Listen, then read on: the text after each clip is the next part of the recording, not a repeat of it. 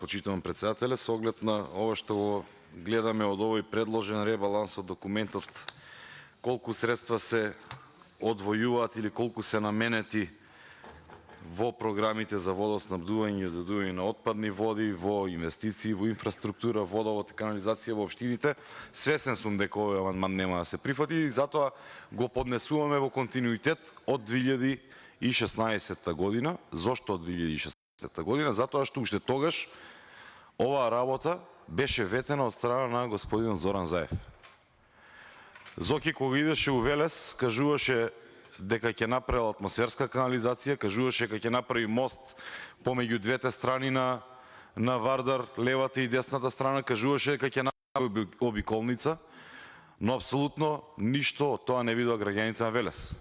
2017 година со локалните избори господинот Аце Коцевски, кој што го доби мандатот благодарение на истите ветувања, апсолутно ништо не направи, иако е свесен дека за изградба на атмосферска канализација ќе му требаат 2 општински буџети.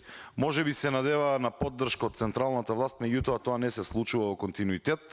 Како што гледаме, Велес е заборен, претпоставувам проблемите во општинската организација представуваат пречка за да добие Велес такви средства за развој, но битно е дека овие работи беа ветувани и 2016 и 2017 година и сега на последните локални избори, но за жал гледаме дека нема волја од страна на власта и многу очекувано за мене беше ова да се одбие, но ете, ќе повторам уште еднаш, го поднесуваме и претходниот мој колега од Велес и јас во континуитет неколку пати ова, само за да видат граѓаните на какви луѓе им верувале, иако бев свесен дека нема да се дозволи. Благодарам.